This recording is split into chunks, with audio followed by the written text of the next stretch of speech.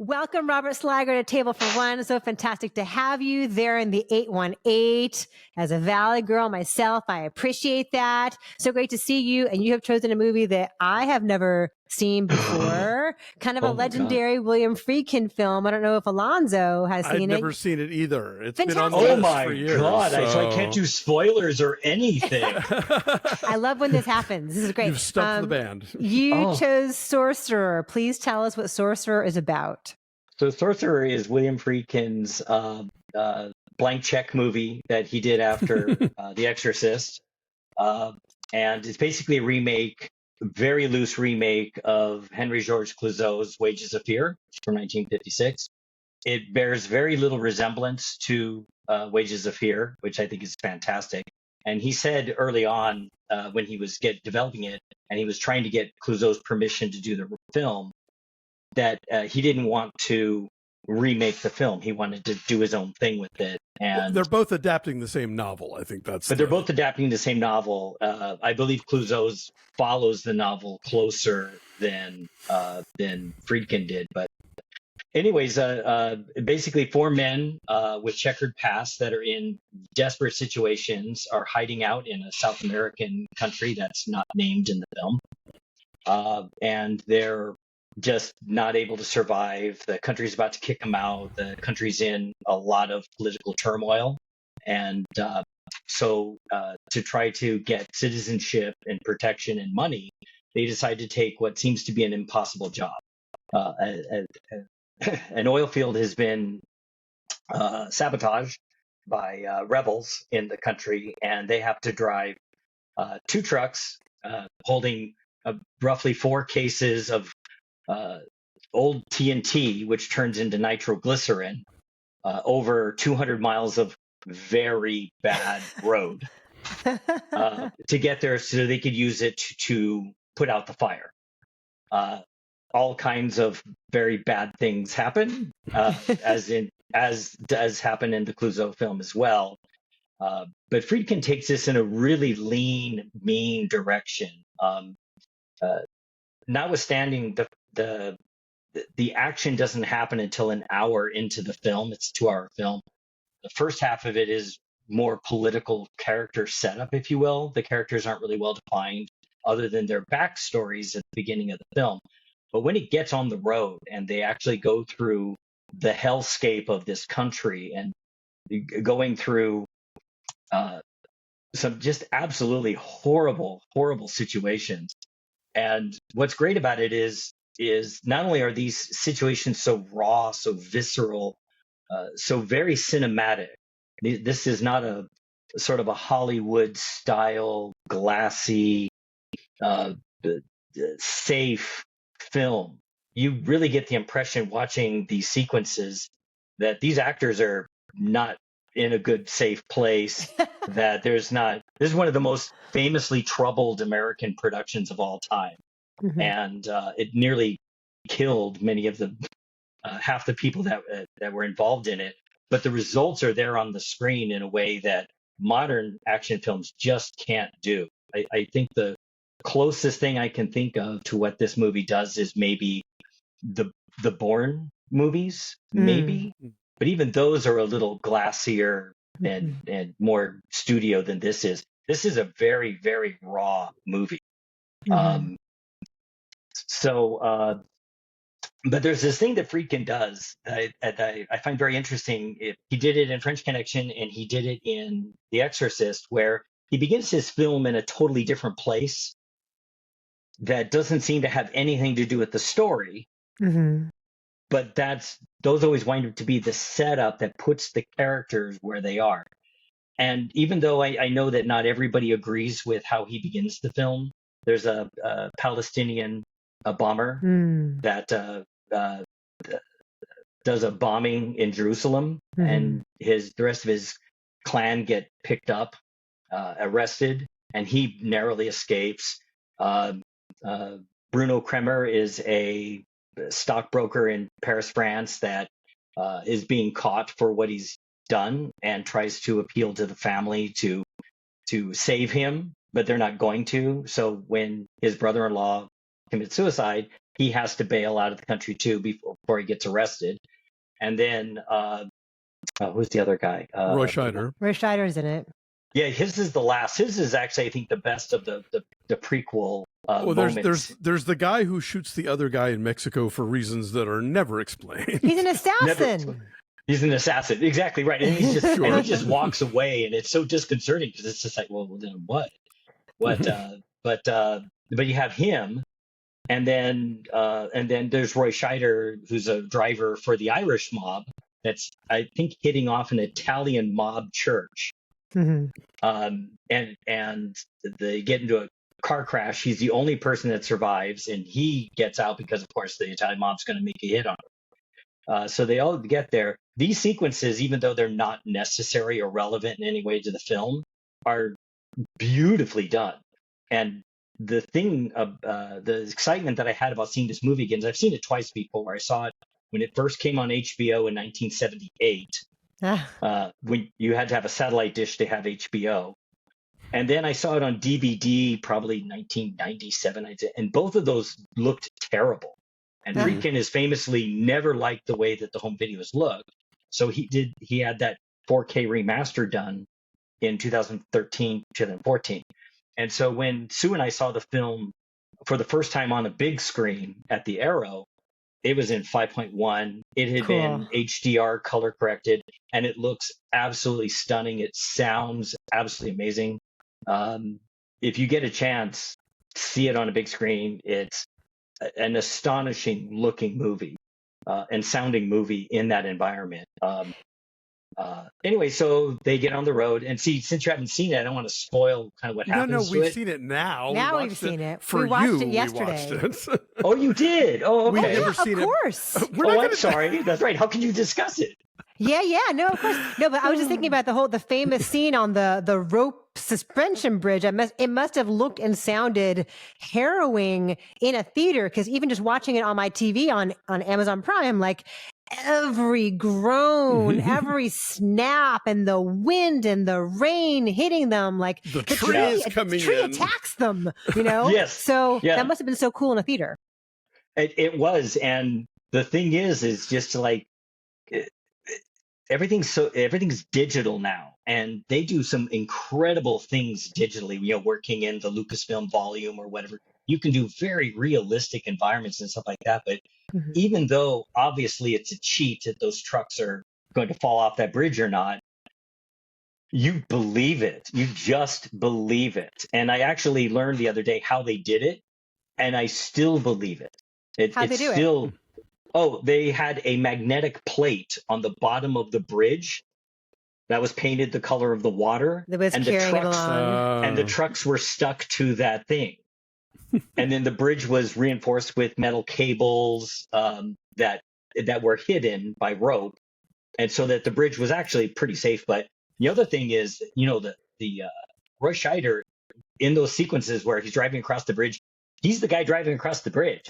So when the thing is swinging over this way, that's Roy Scheider going there, and you see his reaction in the truck. He's like, you know, no, he's really doing that. It's like tilted. It's like on its side almost.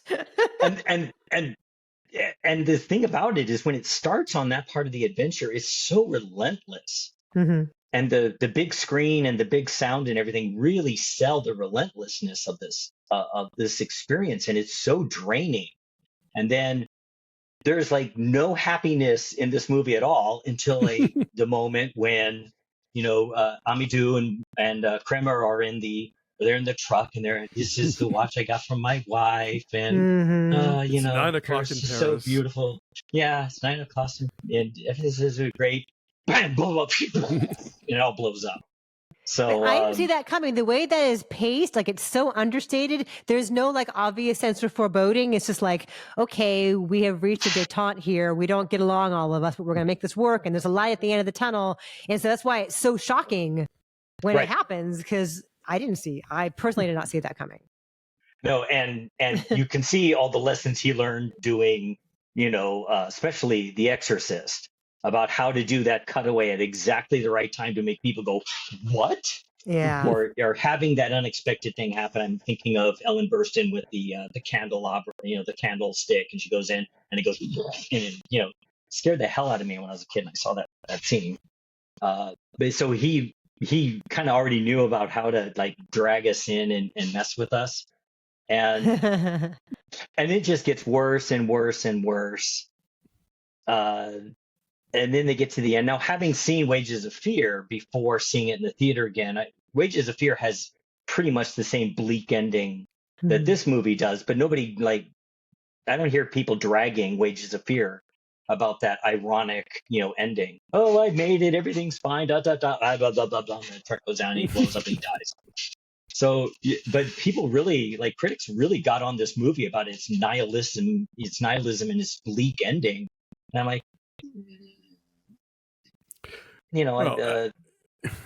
historically, this movie came out right around the time of Star Wars, which was sort of the end of the new Hollywood, and so I think that there was maybe a sense by that point of, the kind of post-Vietnam, post-Watergate, enough already with the bummers. Could we have something upbeat, please? And that was exactly, we get Rocky, we get Star Wars, and that. It totally changes the face of what American movies were going to be for, the next 50 years.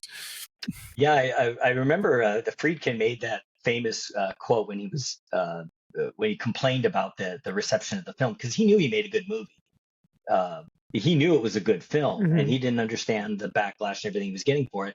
But he says, well, the problem with the movie's reception is, I made a muscular action film for adults, and everybody wanted to see bleeping happy robots. And if you think about it, yeah, go ahead. I was just going to say, and isn't almost every action film now happy bleeping something?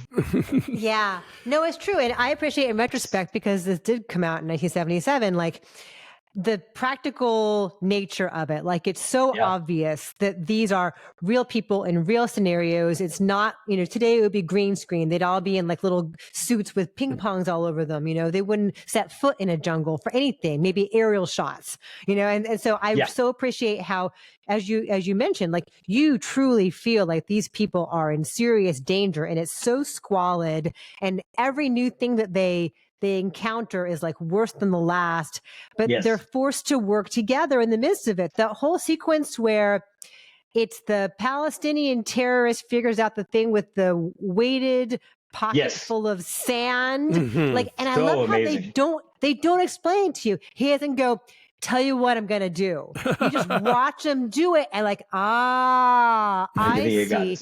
But that showing and not telling is evident from the very beginning, from the very first shot. You very astutely mentioned how the first shot has nothing at all to do seemingly with the rest of the story.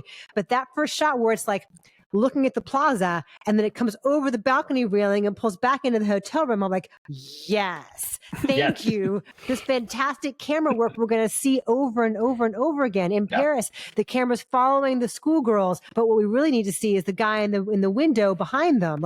Over and over again, he is showing us what matters and not overly telling us and holding our hands. And I really appreciate that quality of his filmmaking here. And I don't think everybody has that. And I can see why people didn't appreciate it in its day. Now it's at 81% on Rotten Tomatoes.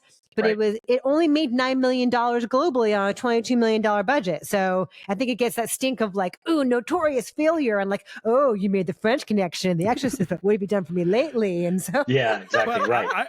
I also think that there is that the contemporary reevaluation of this movie is maybe a little boosted because it was a flop the first time. I see. I think maybe. I think there's a lot to love about this movie. And there's a lot that's great about this movie, but I think people might overlove it a little bit just to be 77 people were so stupid with their Star Wars. This is art, exactly. But and it's a great film.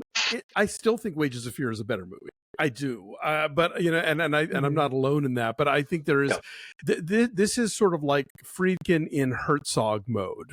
Yes, let's all go to the jungle and whatever the fuck happens, we're just it's Fitzcarraldo, Yeah, it's the movie is his Aguirre, and he's the Fitzcarraldo. He's the nut in the that's jungle actually that's actually a better that's actually a better thing. Well, because I could equate the bridge sequence in Sorcerer to the river rapid sequence in Sure. Aguirre, Wrath of God. Another impossible looking sequence where and by the way, two directors similarly committed to getting the shot, no matter what it takes. No question. Definitely. The thing about one of the differences between Wages of Fear and Sorcerer that I put in Sorcerer's favor, I do think Wages of Fear overall is a better film, other than Vera Clouseau's character, right? Because she's just a little too. Well, first of all, I don't like the way he treats her. She's kind of treated like this desperate, silly woman, and she's almost cartoonish in that film. So I found her a little distracting against all the other muscularity, all the other machismo around her in it. I like that Friedkin goes with some politics in this one, that he's making a statement about what it was like in Central America in the mid 70s. And even though he does make it very obvious, I think, in the one moving moment in the film where they bring the oil workers' bodies back, and they're crowd surfing them and everybody's weeping and wailing, and they have the wake afterward. I think that's actually like an emotionally poignant scene in it. But Wages of Fear,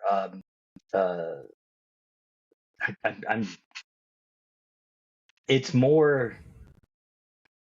I'm not even sure I say this. It's more narratively cohesive. I think there's more of there's more character building in it. Sure. I think in a way. And when the first truck gets it in Wages of Fear, that's a pure cinema moment in a way that even I don't think Friedkin gets to here. You just see the flash across his face, and you hear the boom a few seconds later, and then you look ahead and there's a puff of smoke. No, I think you're right. I think that there's definitely a lot more character building going on in Wages of Fear and having an idea of who these dudes are, apart from their immediate past. Like in this movie, for the longest time, the fourth guy, I'm like, was he in one of the prologues? Did I forget him? Like the Nazi? And it's like, oh no, he's just there. And then we kill him. And then somebody, then the assassin from Veracruz goes on the trip. Then I'm like, I just kept thinking, did I miss something? Was he did he have a prologue? What's it, but yeah, no, I think you're absolutely right. And also, I mean, you have to remember, like the novel came out in 1950. The movie, the Clouseau film is the 50s. And so, I think it was not in a place to be as critical about like post World War II American, corporate adventurism in South America. But yes, by the mid 70s, absolutely, this was a topic that you could dig into, and he does do that, and that does add an extra level of what's going on here. And also, there's a level of outrage too at the very end of it, right? Like you think Roy Scheider has made it out, despite it all. But no, they're still coming for him. So like you can sell your soul, you can give into the corporate greed and become a pawn, but it's not going to matter. It's not going to make a difference. Still deal you a hand. Exactly, right. Because Friedkin had mentioned that he was kind of going for this idea that there's fate and fate, and that these guys had a fate that was pre-assigned to them, but they had faith that they could take a job. They could overcome whatever obstacles by their skills. Each one of them has their skills used in the film. It's very subtle, but I like how their skills are being used in it in that way. But it's like Final Destination. But it's like exactly. In the end, you're going to step in front of the bus. One way or another, it's going to happen. But is it still worth it having done it? Right. To have the faith and not to sit around and do nothing, but, be a man, pull yourself up by your bootstraps and go do the impossible thing, which remember they do. I mean, so they should, I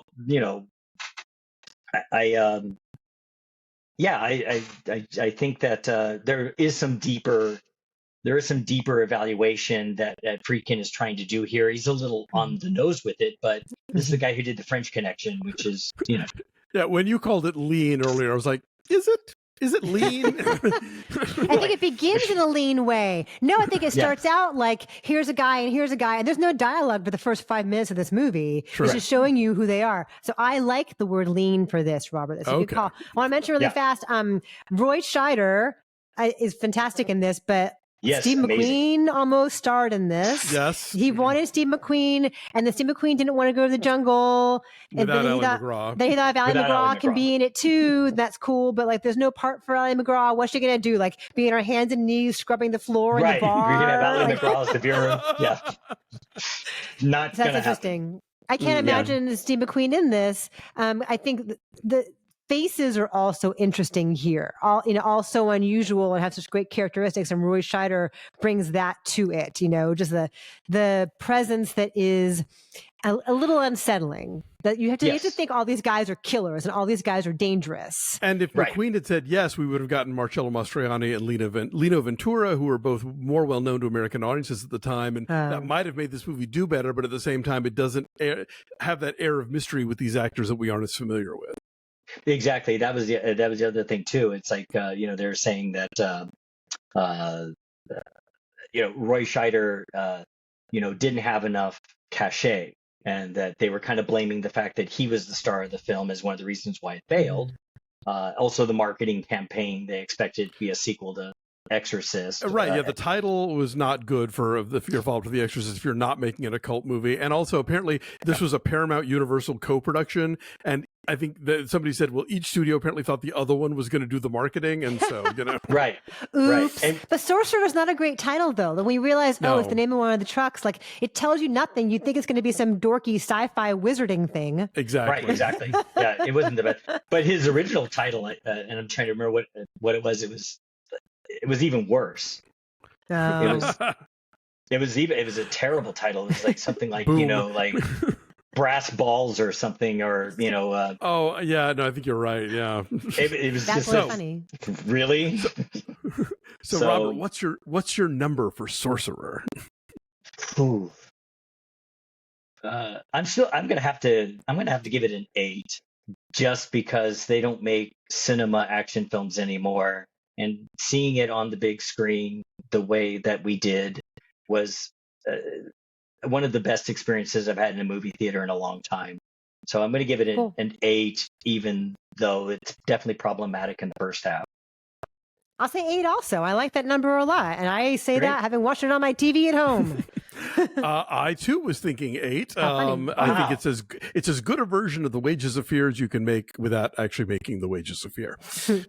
Great way to say it. You are awesome. Thanks for being here. It's been such a pleasure talking with you. Thank you for making a great choice. Thanks so much.